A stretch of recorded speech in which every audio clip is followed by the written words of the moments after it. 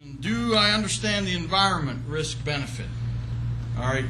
Understand the environment, know what we're getting into. We often think of this only as a trench rescue. We have had other types of rescues. Two others for sure. What were they? If you weren't here, you heard about them. One was here, one was somewhere else. Guy trapped in a silo with fresh grain in Union Valley. We responded to that. The guy in the hopper over here at Neshannock Sand and Gravel. Both those people survived. Luck was on their side. Okay, but it does not necessarily have to be a trench situation. It doesn't have to be dirt. It doesn't have to be sand. And the Neshannock Sand and Gravel was rock that they had dumped in on top of them. All right.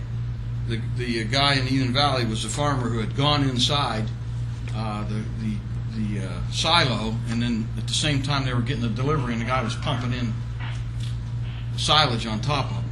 So, okay, considerations at time of alarm, second item. And I'm only going through these quickly because when you go outside, Brian's going to appoint teams, and you're going to just go do this stuff.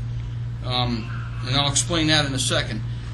What has happened? Number one question. Considerations at time of alarm. Some of this has to come from the dispatcher. Can you tell me what happened? Can you tell me what you were doing? Is the guy laying pipe? Was he doing something else? Was he digging? How many people may be entrapped? Do you know? Those are questions the dispatcher hopefully would elicit and try to get. Sometimes this call may come from a second or third party, though. You know, if a guy's on the backhoe digging and his buddy's trapped, he might yell to the homeowner or call the fire department, "My guy's trapped." And that's all he might say. So the calling party may not have all the information. Is the victim completely buried? We need to know that. If he's not, it changes our response mode a little bit. Is the trench, is it a trench collapse, or is it some other form of an injury? Maybe it isn't a trench collapse at all. Maybe the guy got hit in the head with something that fell in on him, and the trench isn't collapsing. Maybe that's not an issue. Maybe he's in a box and he's injured. Maybe he's had a heart attack. Doesn't necessarily have to be a trench collapse type situation.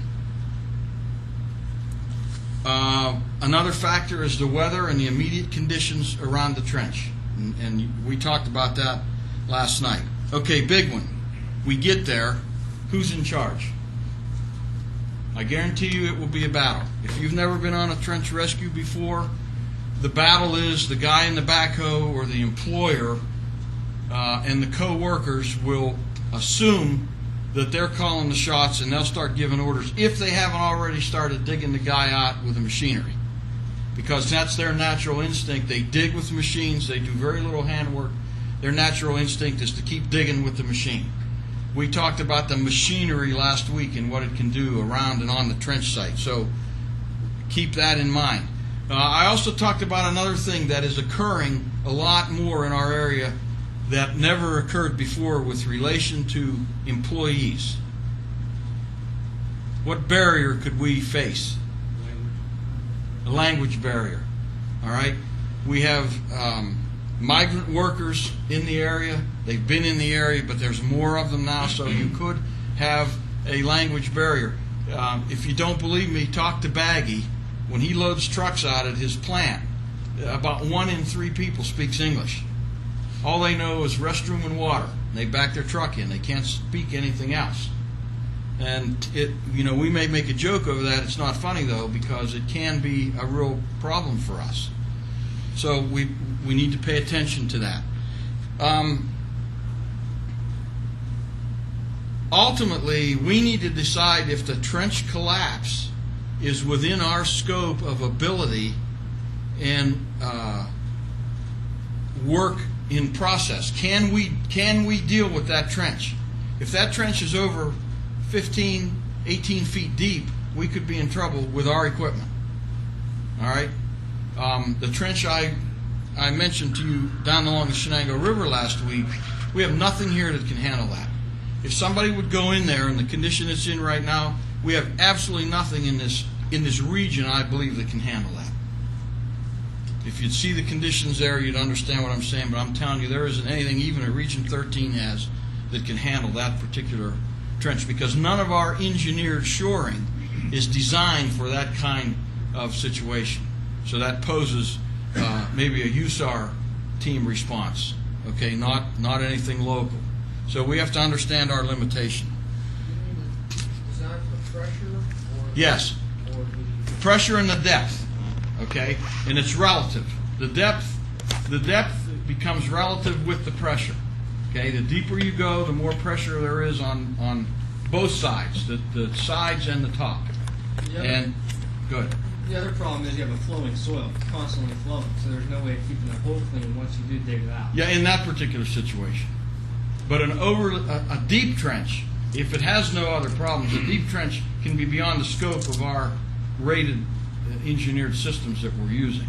But that particular trench is called boiling soil, and it just keeps coming up out of the ground. There's no way to protect, because once the material was removed from the top, the pressure is greater over here pushing the soil down, and it's pushing it up in the hole where it was excavated.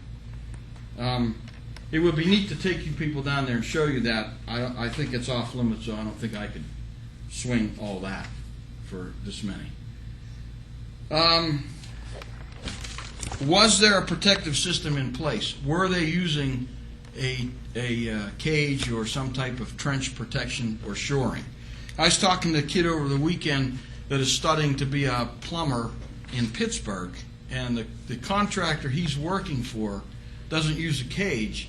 He uses wood shoring, okay, which is time-consuming and not near as safe as a cage. But the guy doesn't want to spend the money to buy a cage. So you will have that. You haven't seen it much here. Most of you were still in diapers when they put the original sewer system in. We had a ton of that. Am I right, Clarence? We had a ton of people who were dropping sewer lines in. 20 guys went out and bought backhoes and a pickup truck, threw a ladder and a pipe tube on it, and they were sewer contractors. And some of those were injured. So one was killed right up the street here, across from where Schaefer lives. Next item, hazard control. What are some of our hazards? When you're pulling up to a trench rescue situation, what are some of the considerations and hazards that you have to get in your mind right off the bat? Running equipment. Okay. Underground steel pile. Okay. Their machinery can what? Vibrate the ground, make them. What do you do with their machinery? Turn it off. Try not to move it, because if you move it, you create the vibration. You could cause a secondary collapse. Okay. We don't move their machinery. We don't move any machinery any more than we have to. Now, if their machinery is in a precarious position, then we have to deal with that at the time we respond there. And he had one picture of his video where the collapse was actually a machine falling in the trench. Okay, that presented a different situation altogether. We'd have to deal with that somehow. Okay, but keep that in mind. You could have the mechanical problem. You could have air quality, and we could have air quality at any time. Air quality is something that has to be continuously monitored because it can change. Okay, a manhole rescue. A manhole rescue. Do we blow air in or suck the bad air out? Suck it out. Who says suck it out? Suck it off forever. Okay. Where does it end? If I stick an exhaust fan in that sewer line, what am I evacuating? Out here we have about 80 miles of sewer line. We're evacuating every 80 miles of sewer line. So we blow fresh air in. You always blow fresh air in.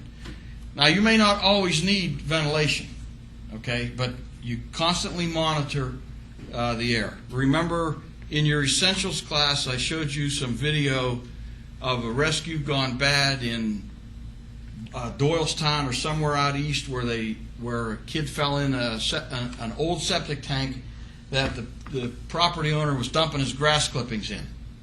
Okay, here we required septic systems once they were abandoned to be filled in, and we inspected those. They either had to be knocked in or they had to be filled up with some kind of sand or dirt or something.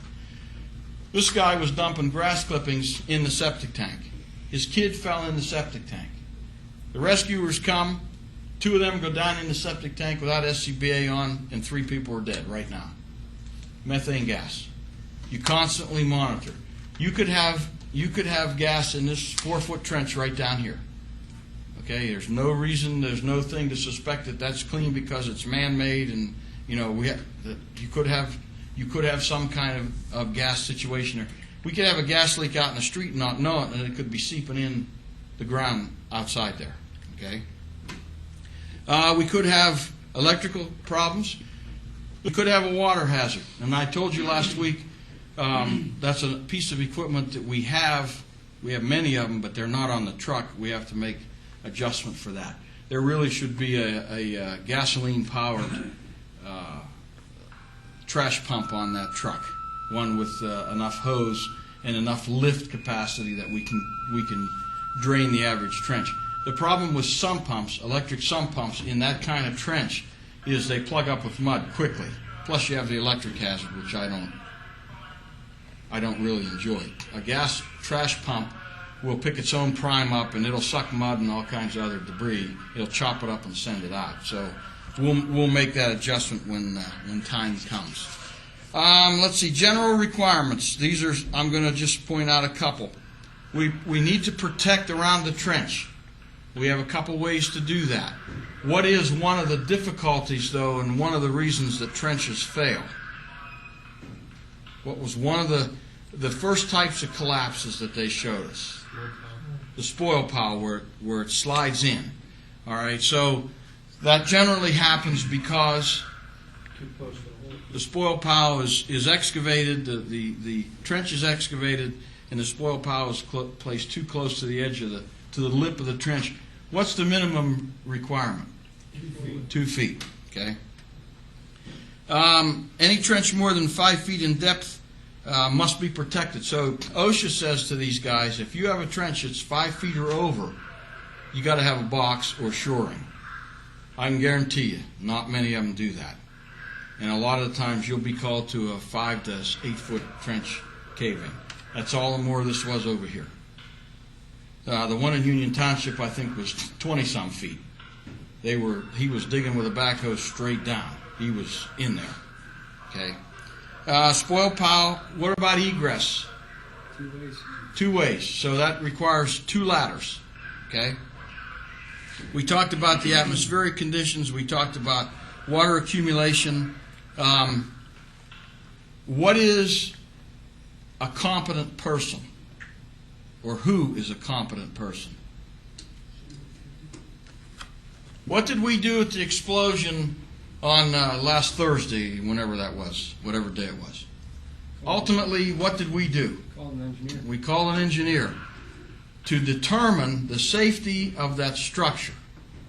On a trench situation or an earth-moving situation, a competent person is somebody that knows soil.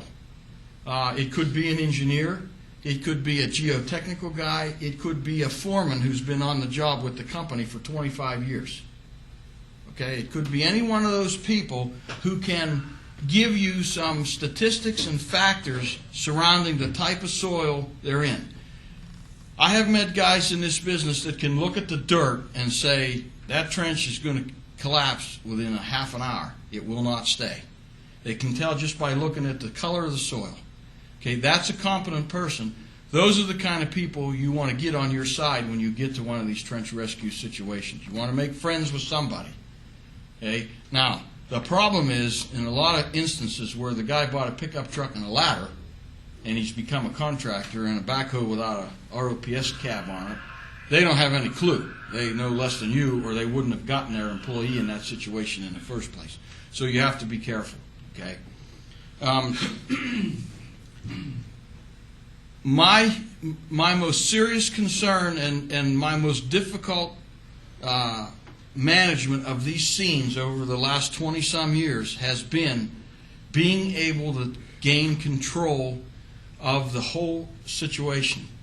I have never been on one, other than the Neshannock Sand and Gravel site, that we were able to exercise supreme control over the situation, because everybody starts doing their own thing. The medical people will jump down in the hole. The guy that flies the helicopter will jump down in the hole thinking that because he flies, he can walk on water and survive a trench collapse, because that's what happened in New Wilmington. every medic was in the hole. Do you remember? Right, secondary collapse. All of them were in the hole.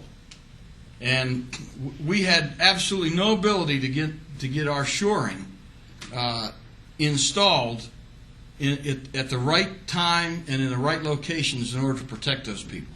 And it was, I mean, they did have a secondary collapse up there. And it's a nightmare. So it is really difficult to gain control of those trench situations.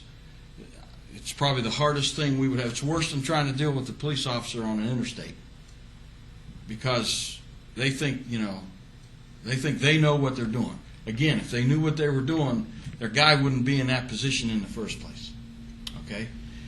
I put the 3 types of soils on the board. The Penetrometer. Do I still have it, or did you get it? Okay. I'm going to get that Penetrometer for you, and you look at it. A soil has 1.5 tons per square inch or greater, or square foot. A B soil is 0.5 to less than 1.5. That's how much you can compress it, and you'll try it tonight in some crap dirt that's out there. There's dirt along the sides you can get. A C soil has 0.5 or less. So what is the weakest soil we got there? C. Would be C. Okay? Our shoring is engineered for C and C60 soils.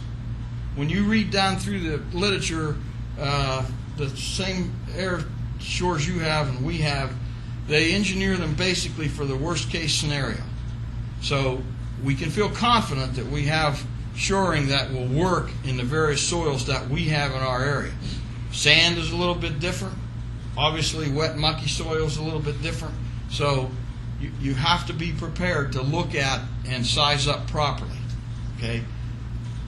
Probably the biggest difference in size up here as opposed to our fire ground operations is, other than the trench continually collapsing, the event is not moving anywhere. We're in a structure where we have a fire situation, the event can move around the building.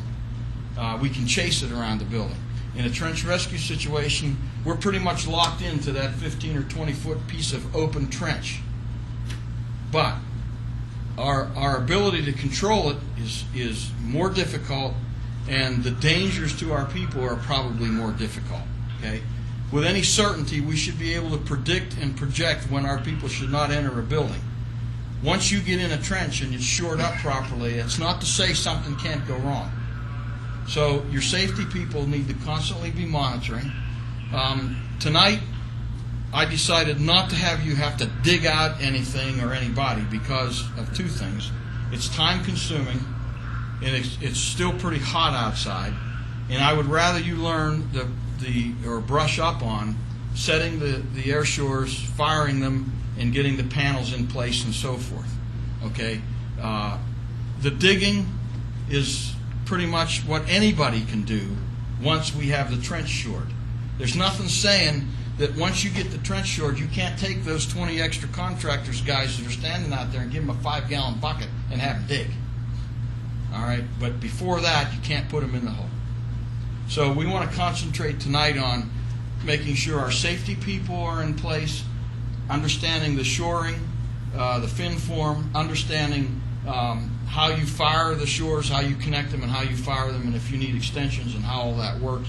Maybe you can use a whaler and a couple of short ones so they can see how those, remember how those work. I'm serious. If you've never been on a trench rescue, believe me, how many have been, who was up at the Wilmington? Okay, it was a disaster. It was an absolute disaster because we could not get control of the crowd. And unfortunately, the guy who was buried was the son of the guy who was digging. He survived, but I don't know how. Okay, and he wasn't pinned. He was pinned from about here down, if I'm not mistaken. Even less. Yeah. He was at an awkward angle. And that's generally what happens. If you envision, first of all, a guy that's working in a trench is not standing up like this. He's either on his knees or he's bent over. So when he is caught in a collapse, what happens to him? He's buried. Okay, he's not standing up. Now, if he happens to be standing up or can get to a standing up position, then maybe he doesn't get buried quite so much. But remember what I told you. What does What does 1 cubic foot of soil weigh? 100 pounds if it's not wet. If it's wet, we're saying 150 pounds. So a cubic foot of soil is 12 by 12 inches by 12 inches by 12 inches, right? That's not much. Put 2 of those on your chest or on your back or on your neck. It's pretty damn heavy. Okay? So, Mas, do you have anything? No, just don't underestimate, if you haven't been on one of these, the issue with the contractor. Yeah, it's nuts. I mean, to the point where you may need your police department to help you get control of the scene, because it's one of theirs that's under there, and they know everything, and they can't understand why they dig by hand. Yeah, it's there's going to be a case time-consuming. in Arizona where they tried to take a guy out with his bucket, and he came out, but his Yeah. head came out first, and then the Not rest of the attached body to came his out. body. Even if it's a body recovery, you definitely don't want to be involved in an incident like that. So it's very important. Okay, so what we're going to do is you're going to assemble back there. You need, at minimum, whatever you're comfortable in, but gloves and your hard hat and some kind of eye protection. We would wear the same thing in a normal situation. Bunker gear would be a disaster for you to have on because of it's heavy, and if you would be trapped, we'd have a hell of a time pulling you out with your bunker gear on top of that. So, work clothes, general work clothes. Your forestry gear is fine for something like this. Work shoes, the hard hat, gloves, and eye protection. Assemble back by the trench. Brian and or David will decide how you're going to break up, and everybody's going to set and fire air shores. Okay, that's what this is about. Getting the right air shore for the dimension, learning how to lower it down in there, set the panels, lower the air shores down, and fire them, and then take them apart and reassemble. All right, before we get started, we break up into groups. What are a couple things you notice about our trench here you normally wouldn't have on a real trench operation? It's level, okay? There's no drift pile. No soil pile to contend with, so that's not an issue tonight.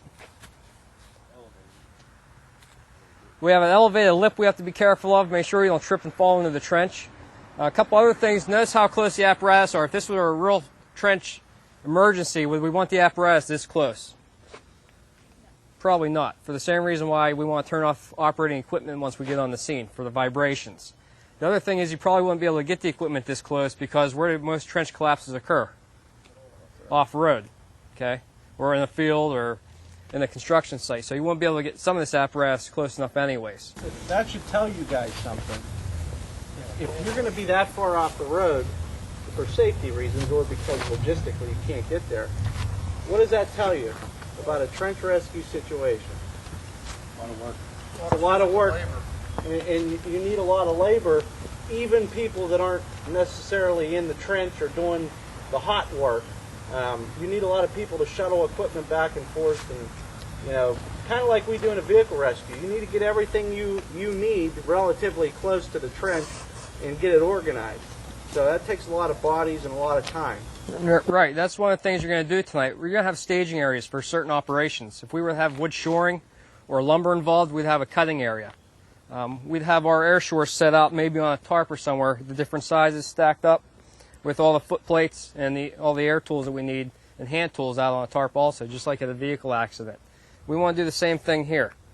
So before we get split up in the groups here, we'll go over just the basic operation, how these go together. This is your basic air shore with your air chuck on it. We have these pins here. And we have the little foot plate and a spring-loaded pin inside the shore. To put them together, you just pull the pin up, pull the red pin up, slide the feet into place, and they lock in. To take them apart, you pull the red knob up and slide them out. Okay. Put another foot on the other end here, and we hook up our air. Remember, what are our commands to shoot these? Once we lower them into place, we lower them with either ropes or pike pulls. We get them to where we want, and what's our command? Fire red, release red. Okay, fire, shoot, and hold. Okay? You want to shoot, and then you hold the pressure to it to get it to expand. This air shore will shoot out like so. What you do is you rotate this around to the closest hole you can find. Stick in your pins to whatever holes are closest to this little gauge here. Crank it around tight. Tighten your T-handles. Then you can give the command to release the air on whichever line, the blue line or red line. Release red or release blue. Then you can release the air, take the chuck off, and hook it on your next shore. To take it down is just the opposite. You're going to hook up your air, you're going to shoot and hold. You're going to loosen the T-handles, back it off the pin, remove your pin, then release. Then you can, the pressure will be off and you can lift it out. Remember, always work from inside the trench box. When we put our first panels in, where's our first shore going to go on the first set of panels? How many shores, first of all, how many shores do we use on our panels, on the fin form? 2. How many will we need if we use the strong backs on the truck? 3, right. The fin form, remember we only need 2 shores. Strong backs, we're going to be using 3. So if we're only using 2 tonight, where do you think the first shore is going to be placed? Pardon me? Probably closest to the victim. Am I right in saying that? If we put their panels in, you're going to put a panel on each side. You got the victim in the middle. You're going to want to shoot that first shore, so if that trench would collapse, it'd be an A-frame over. He'd be in that void. So you want to shoot closest to the victim, then shoot your second shore. Then you can put a rescuer down inside that safe box we made to shoot the rest of the shores, or EMS personnel. Maybe you start doing an assessment of the victim if he's still alive. Okay? Around the trench that we're working on. Okay, that helps distribute your weight, kind of like our aerial. The reason we use ground pads on our aerial, as you're stepping on it, it's distributing the weight further across those pads. So that should be a first practice as well, as getting the ground pad set. Now, in our case here, you know, we would assume that this isn't actually lifted up like this as a lip, but you would have them right up to the edge of the trench. Correct? We have the ground pads out tonight. We'll use them. We'll place them just like if it were a real trench emergency. Remember, you're going to place the ground pads as you walk up. You're placing pads and walking on them. So you're going to work your way towards the trench or the victim using ground pads. You don't want to run up to the victim first without having any ground pads. You can cause further collapse. So the support team, immediately when we arrive on scene, should be like the worker bees. Just like we do in a vehicle accident, get everything you think you possibly may need to a point where it's safe, but it's also feasible for you to easily get it into the trench. Okay, so get the struts organized, get everything off the truck, all the fin form at least in a location that's suitable, and have spare bottles on hand. If we're operating the trash pump, maintain the pump to make sure that it's not running out of gas, those types of things. Okay, anything else on the support side? Okay, could set the ladders up for the trench team. Ventilation, lighting. Okay. Scene safety, make sure some contractor doesn't come in with. That's true. That's true. Or delegate that to somebody, but somebody's got to be watching that. Okay. So there's a lot of stuff that those people do. Now, the trench team, do you necessarily need 8 people that are going to be in the trench? Okay. Let's talk about the trench team. The trench team, or the operations people, number one, we always want to limit the amount of people that we have to put in harm's way. But generally, they should be the ones responsible for measuring to see what size struts we need, communicating back to the people back here, the support people, of what size of struts that they need, and basically lowering the fin form and the shoring into place and getting the trench safe and assisting the operations as far as the EMS or anybody else that needs to get into the trench.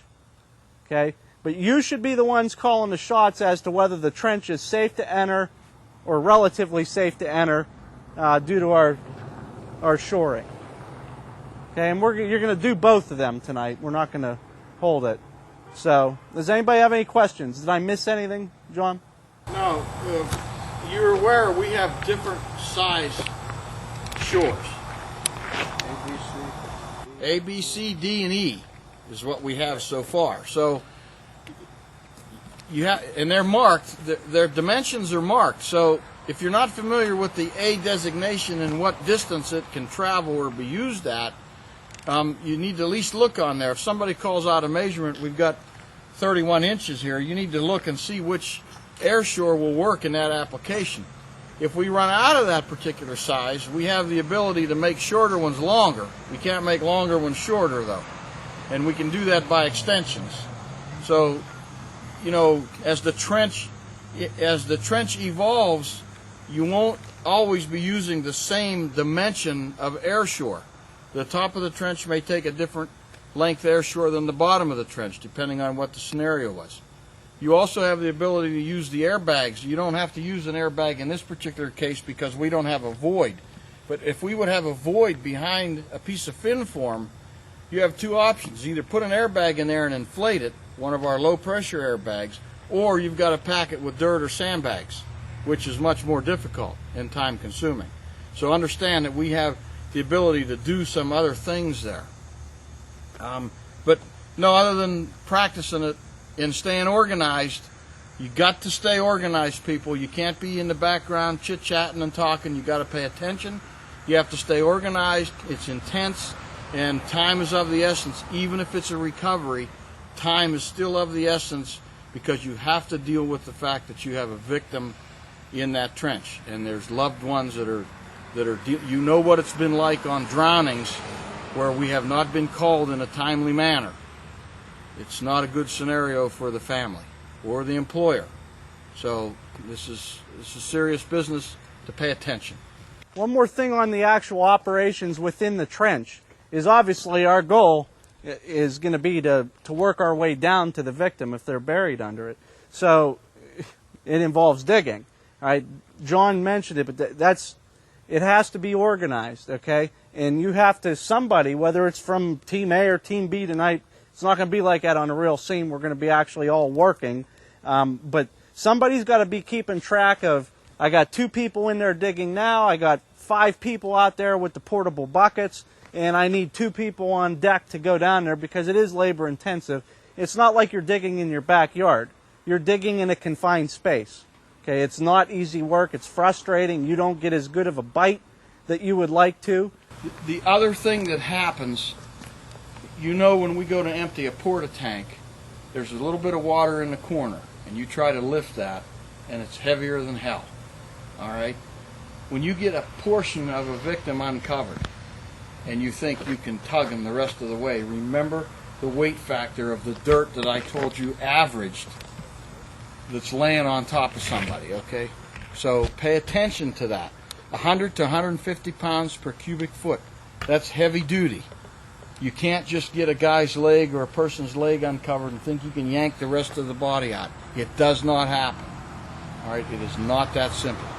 And many times on the trench incidents I've been on, they have been pinned to where their body is distorted and they're either laying back with their back against their calves or they're hunched over and they're tangled, so it is not an easy situation getting them out.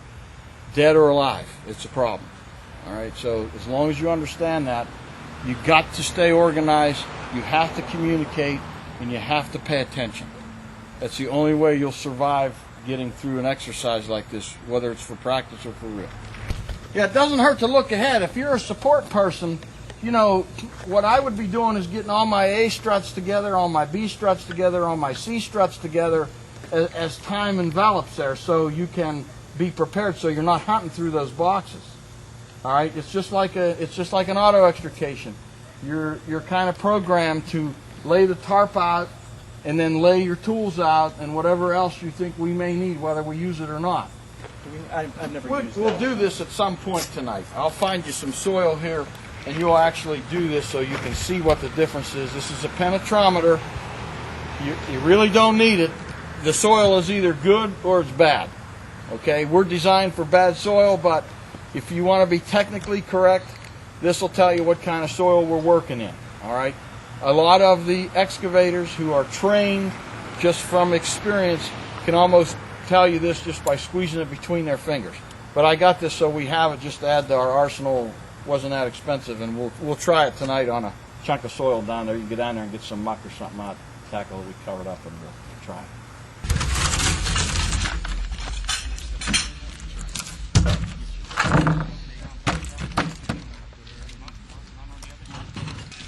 All right.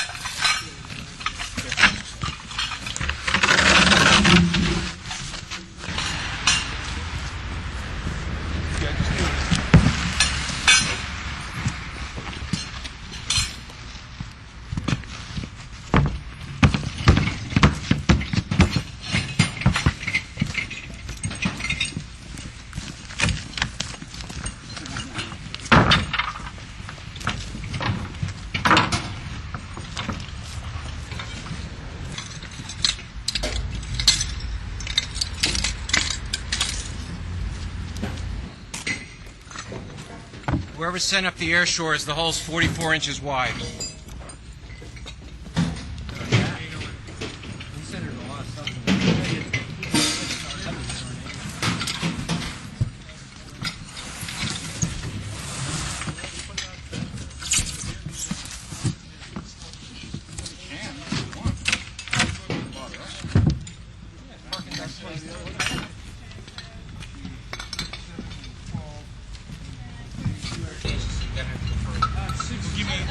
And use a B with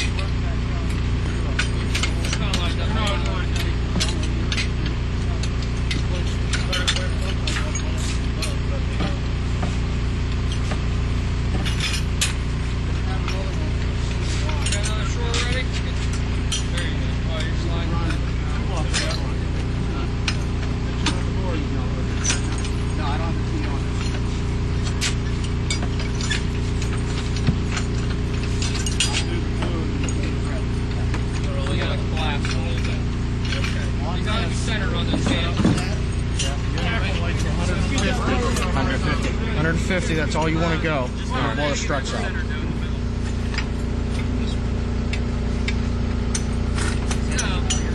When you're blowing them in, you want to make sure.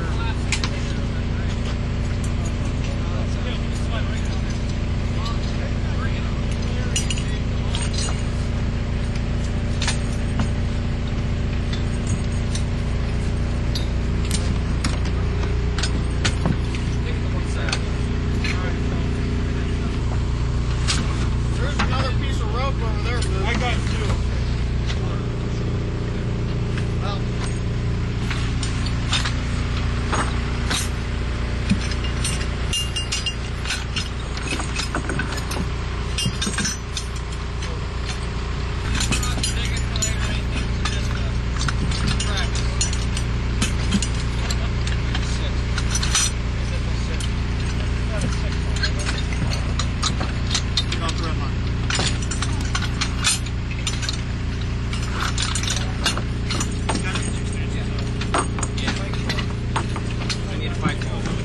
Light pole.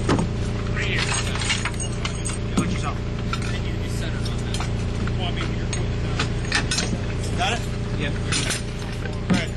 Good. I'm ready. Let me know when you're ready. We're centered. There's about telling you which one. I'm ready. You centered? I'm centered. Go ahead, now do it. Shoot red. hold. Shoot red. Hold.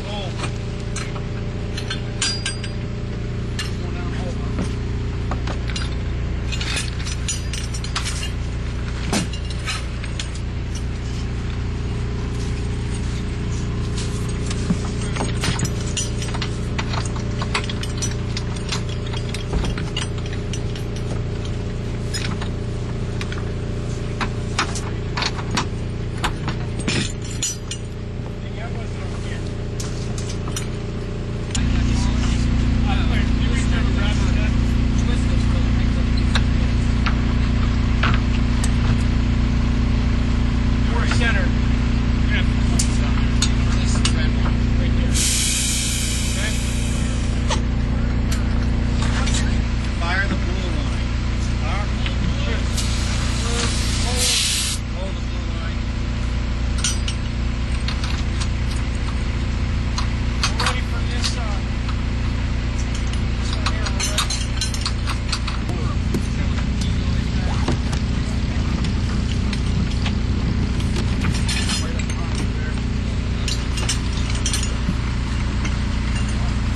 Alright, so we still can lower this panel on the other side. Slide.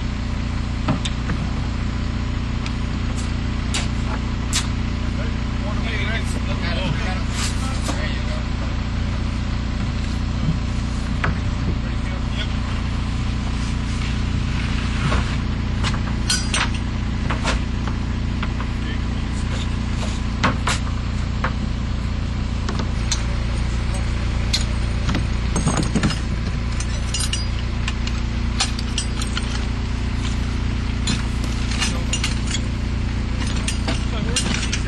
What's that? Seeds will either in the next bin.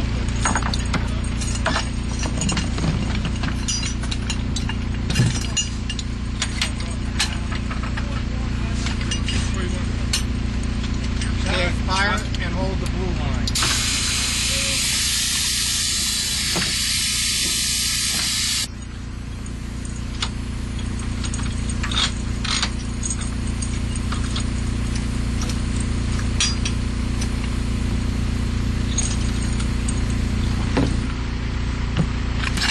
Okay, Smitty, let me keep the higher point. Other way around. Hold up. No, your side has to be lower. Mine?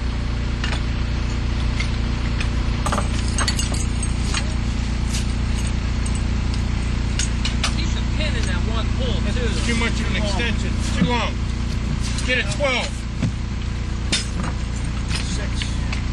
6 or 6 is too short. Yeah, we tried the 6.